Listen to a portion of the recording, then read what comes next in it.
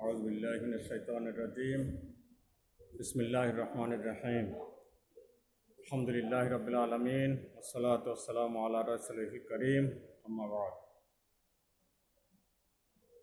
দাখিল নবম ও দশম শ্রেণীর শিক্ষার্থীরা তোমরা যেখানে থাকো না কেন তোমাদের প্রতি আমি আন্তরিক মোবারকবাদ জ্ঞাপন করছি।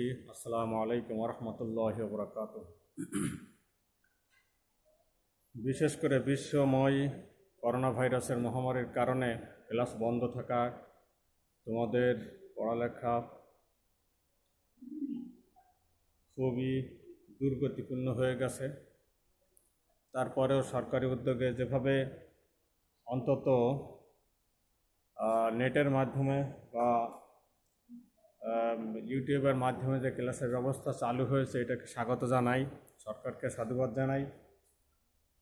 তো নয়তো সারা বছর যদি এভাবে থেকে যায় তাহলে লেখাপড়া অত্যন্ত ক্ষতিগ্রস্ত হয়ে যাবে এবং সামনে তোমাদের যেহেতু পাবলিক পরীক্ষা আছে, পরীক্ষায় ভালো রেজাল্ট করতে খুব কষ্টসাধ্য ব্যাপার হয়ে দাঁড়াবে। তো আজকে আমি তোমাদের সামনে একটা প্রশ্ন উসুলে ফিকহ, একটা গুরুত্বপূর্ণ প্রশ্ন নিয়ে হাজির হয়েছি। এটা তোমাদের পুরাই পাবলিক পরীক্ষায় আসে। পাবলিক পরীক্ষায় আসার মতো প্রশ্নটা তোমাদের নবম শ্রেণীতেও প্রয়োজন, দশম শ্রেণীতে যাতে পাবলিক পরীক্ষা হবে তাদেরও প্রয়োজন। এটা 2019 সালে পাবলিক পরীক্ষায় এসেছে। বিষয়টা তোমরা অত্যন্ত গুরুত্বের সাথে দেখবে এবং আমার এই সংক্ষিপ্ত আলোচনা থেকে তোমরা এটাকে গ্রহণ করে তোমাদের পাঠ্য বই এবং অন্যান্য যা কিছু আছে সহায়িকা গ্রন্থ থেকে নিয়ে এটাকে সহযোগিতা নিয়ে তোমরা সুন্দর করে একটা 10 মার্কের একটা প্রশ্ন উত্তর দেওয়ার জন্য প্রস্তুত হবে ইনশাল্লাহ। তা আমি সময় না বাড়িয়ে আমি প্রশ্ন উত্তর শুরু করছি।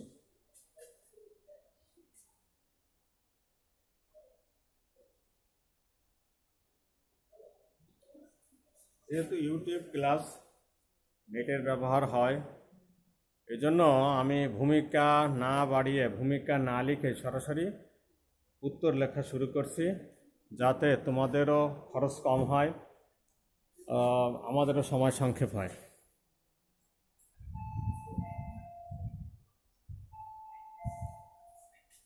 প্রিয় শিক্ষার্থীরা, তোমরা বোর্ডের দিকে লক্ষ্য করছো নিশ্চয়ই। আমরা খাসের সংজ্ঞা, তারিফুল খাসি, খাসের সংজ্ঞা আমরা দুইভাবে খাসের সংজ্ঞা বিশ্লেষণ করছি, শাব্দিক বিশ্লেষণ এবং পারিভাষিক বিশ্লেষণ। শাব্দিক বিশ্লেষণ অর্থ সংক্ষেপে খাস শব্দটি প্রশোষণ শব্দ মূল থেকে তবে নাসারায় রেসে ফাইলে শব্দ অর্থ মুআয়্যানুন অর্থাৎ নির্দিষ্ট, মুকদ্দারুন নির্ধারিত, বিদুল আম্মি যা আমের বিপরীত অর্থাৎ সাধারণের বিপরীত। পারিভাষিক সংজ্ঞা, পারিভাষিক বিশ্লেষণে উসুলে শাসি গ্রন্থকার বলেন আল খাসসু লাফজুন উদিয়া লিমানান মালুমিন আওলে মুসাম্মান মালুমিন আলাল ইনফিরাদি, অর্থাৎ খাস এমন একটি শব্দ যা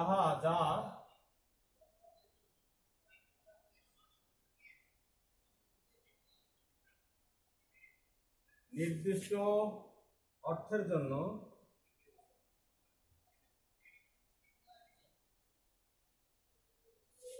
অথবা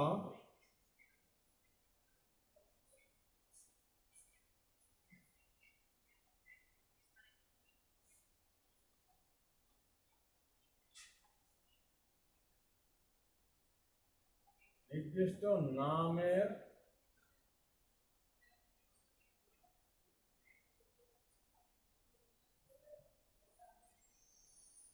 জন্য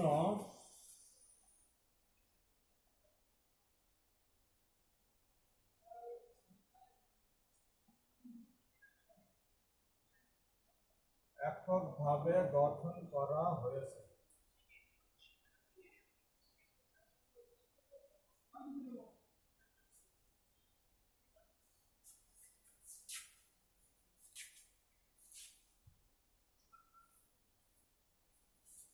কারো কারো মতে খাস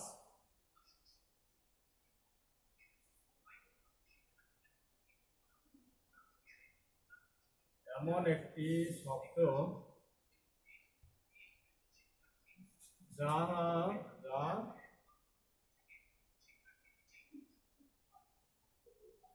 নির্দিষ্ট ব্যক্তি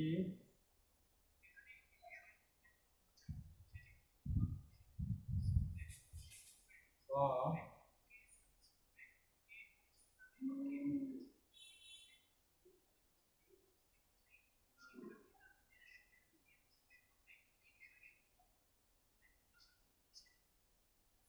নির্দিষ্ট জাতি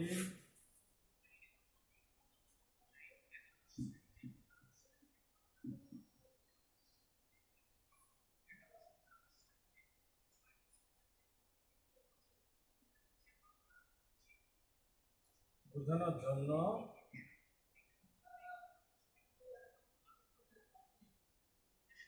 গঠন করা হয়েছে।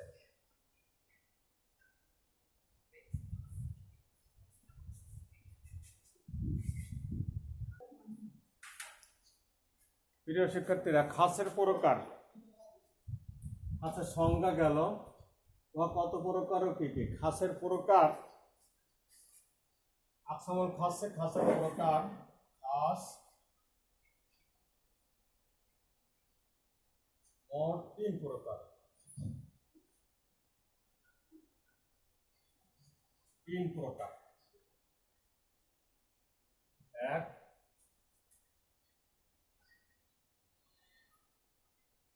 আমি আলিফ লাম যোগ করা সবাই লিখতেছি।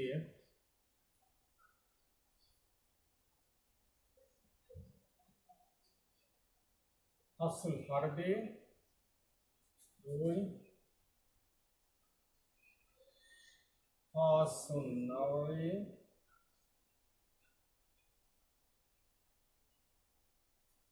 3,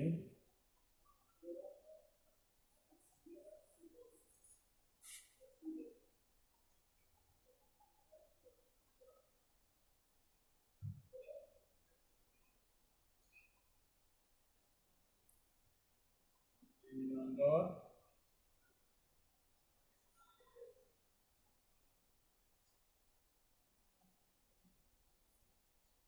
খাসুল জিন্স। খাস 3 প্রকার। খাসুল ফারদি অর্থাৎ ব্যক্তিবাচক খাস,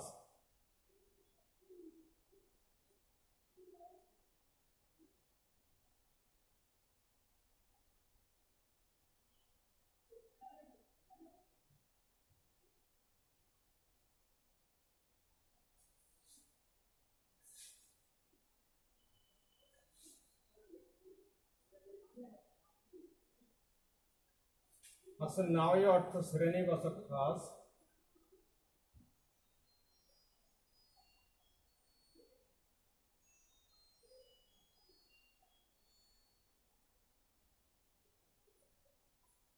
খাসুল জিন্স অর্থ জাতিবাচক খাস।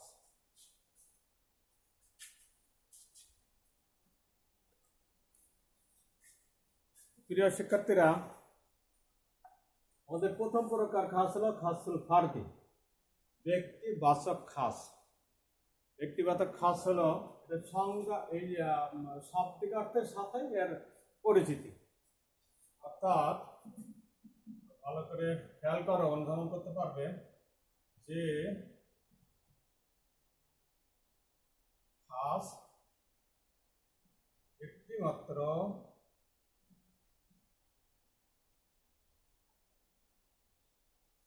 ব্যক্তি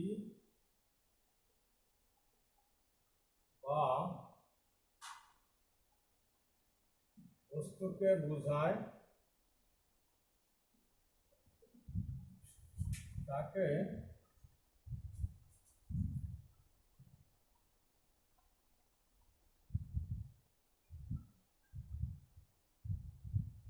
ফারদি বা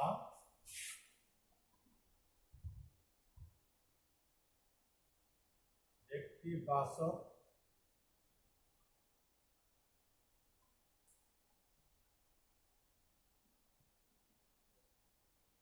খাস বলে। যেমন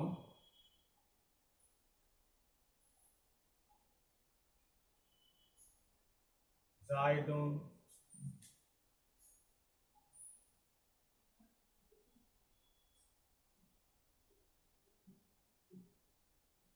করিমুন।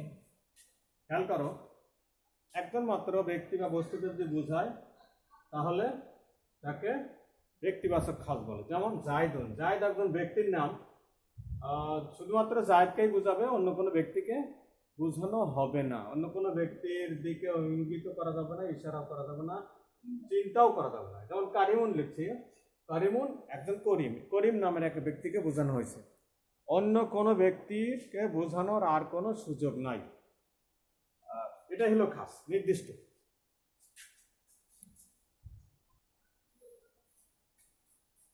খাসুন নাই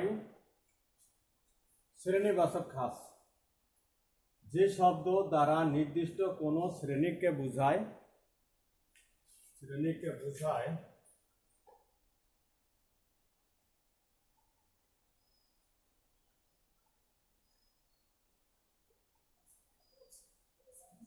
তাকে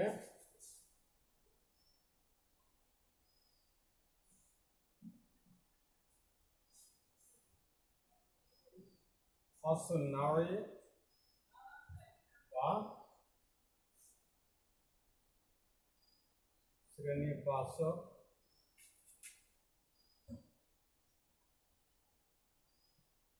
খাস বলে।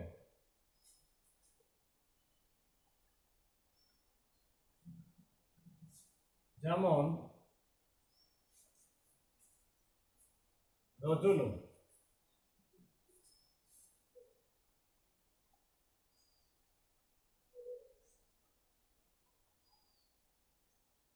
ইমরাআতুন,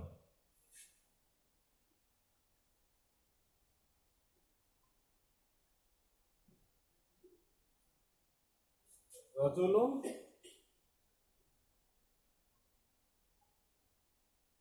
ইমরাআতুন। দেখো, রজুলুন শব্দের অর্থ হচ্ছে পুরুষ। যখন রজুলুন বলা হবে তখন পুরুষ মানব জাতির একটা শ্রেণী, মানব জাতির পুরুষ শ্রেণীকে বোঝাবে। আবার ইমরাতুন যখন বলা হবে তখন মানব জাতির একটা শ্রেণী, স্ত্রী বা নারী জাতি, নারীদেরকে বোঝানো হবে।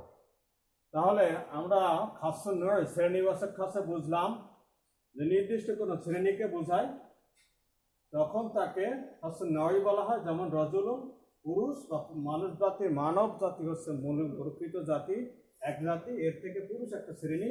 ইমরাতুন যখন বোঝানো হবে তখন আমরা বুঝবো যে নারী শ্রেণীকে বোঝানো হয়েছে, মানব জাতি মূল জাতি, সেখান থেকে মানব জাতির মধ্যে দুইটা শ্রেণী, একটা হলো নারী, একটা হলো পুরুষ। এই দুই শ্রেণীকে বোঝানোর জন্য দুই শব্দ ব্যবহার করেছে, অতএব এটা হচ্ছে শ্রেণীবাচক খাস। আর আমরা 3 নম্বরটা জাতিবাচক খাস।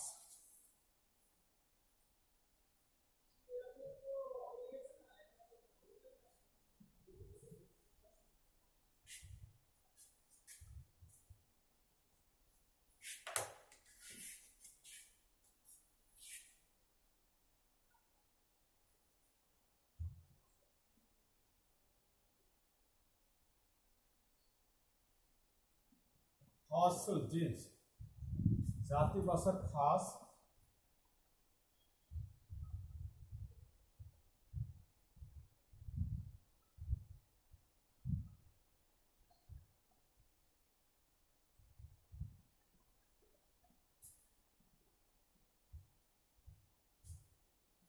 অর্থাৎ যে শব্দ দ্বারা নির্দিষ্ট কোন জাতিকে বোঝায়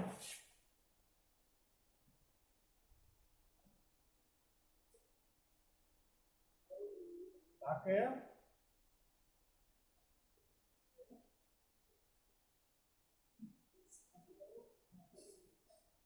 খাসুল জিন্স বা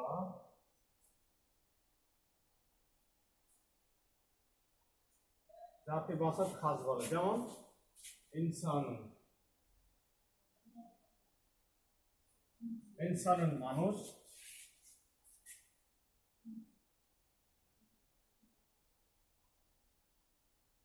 আর জিন, জিন জাতি, মানুষ জাতি এবং জিন জাতি, মানুষ জাতি এবং জিন জাতি। ইনসান যখন বলা হবে তখন আমরা মানুষ জাতিকে বুঝবো, আবার যখন জিন বলা হবে তখন আমরা জিন জাতিকে বুঝবো। জিন জাতির মধ্যে একাধিক শ্রেণী থাকতে পারে, মানব জাতির মধ্যে একাধিক শ্রেণী, অনেক শ্রেণী থাকতে পারে, উপজাতি থাকতে পারে, এগুলি সব মিলে। যেমন ধরো আমরা এই কথা বলতে পারি না আমরা বাংলাদেশি, আমাদের জাতীয়তাবাদ বাংলাদেশি, আমরা বাংলাদেশি জাতি। তো বাংলাদেশ জাতির মধ্যে এখানে হিন্দু আছে, মুসলমান আছে, তারপরে অন্যান্য ধর্মাবলম্বীরা আছে।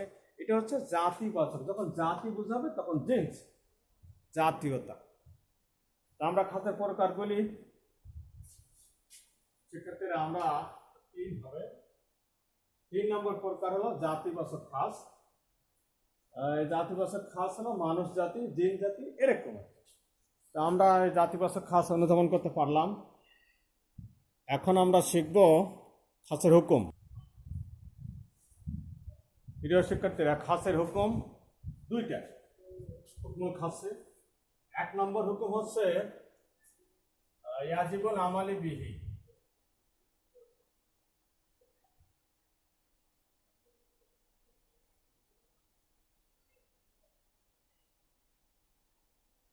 ইয়াজিবুল আমালি বিহি লা মাহালাতা।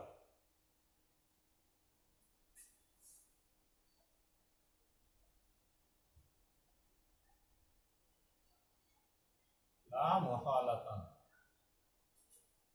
এর উপরে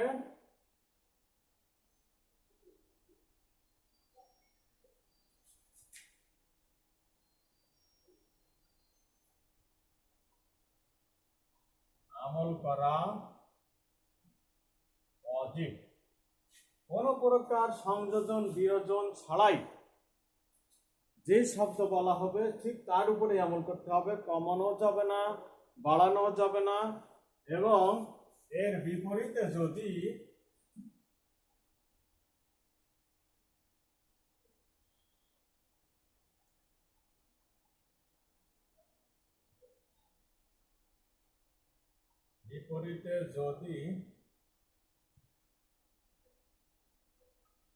শব্দে ওয়াহিদ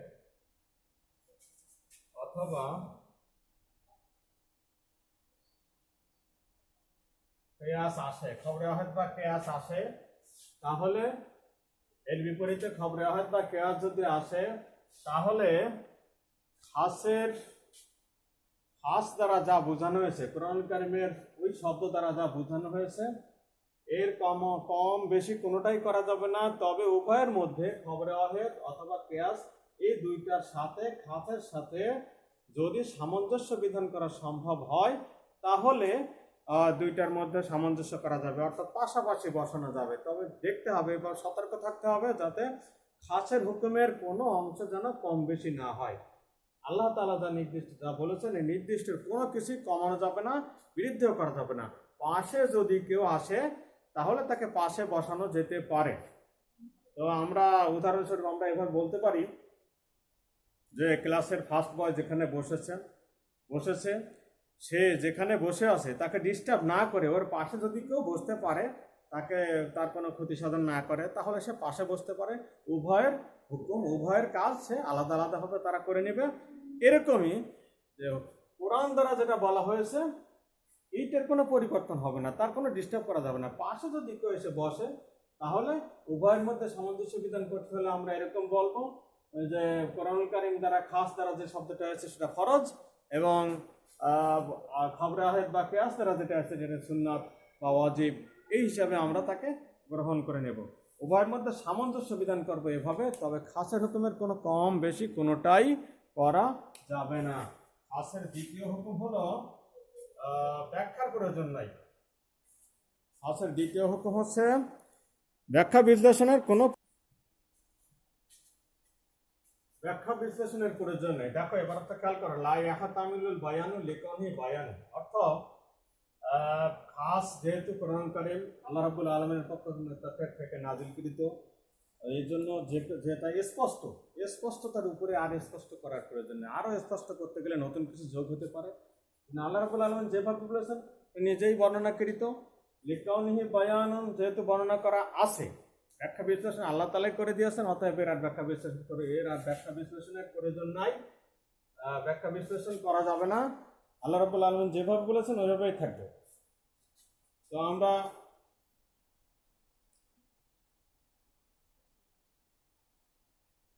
এই দুই হুকুমের প্রতি খেয়াল রাখবো এবং আমরা উপসংহারে একথা বলতে পারি যে খাস কোরআনুল কারীম থেকেই বর্ণিত যে সমস্ত আল্লাহ রাব্বুল আলামিনের হুকুম আহকাম আমাদের জন্য রয়েছে, এই হুকুম আহকাম থেকে যে সমস্ত বিষয়গুলি খাস অর্থাৎ নির্দিষ্ট নির্ধারিত, এর উপরে কোনো রকম কম বেশি যাতে না হয় সেদিকে আমরা খেয়াল রাখবো, আমরা সেগুলির ব্যাপারে যত্নবান হব। আর এটা অবশ্যই এলম আমাদের অবশ্যই থাকতে হবে, কারণ অকট্য দলিল দ্বারা যেটা প্রমাণিত সেটাকে আর ব্যাখ্যা বিশ্লেষণের প্রয়োজন, ব্যাখ্যা বিশ্লেষণ করা যাবে না।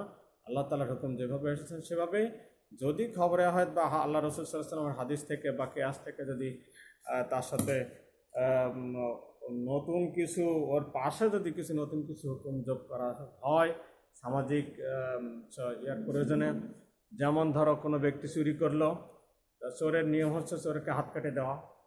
হাত কেটে দেওয়ার পরে যদি তাকে অন্য কোনো সামাজিক শাস্তি দেওয়া হয় বা কিছু সময়ের জন্য তাকে বহিষ্কার করে রাখা হয় কিংবা তাকে জেলখানায় রাখা হয়, এটা হচ্ছে অতিরিক্ত শাস্তি সামাজিক। কিন্তু তার যে চুরি করলে যে তার হাত কেটে দিতে হবে, এটার ব্যাপারে এটার সাথে অন্য কিছু যোগ করা যাবে না। আমরা এদিকে সজাগ থাকবো ইনশাল্লাহ। আল্লাহ তাআলা আমাদের খাসের উপরে আমল করা, সঠিক আমল করার তৌফিক এনায়েত করুন। আমিন।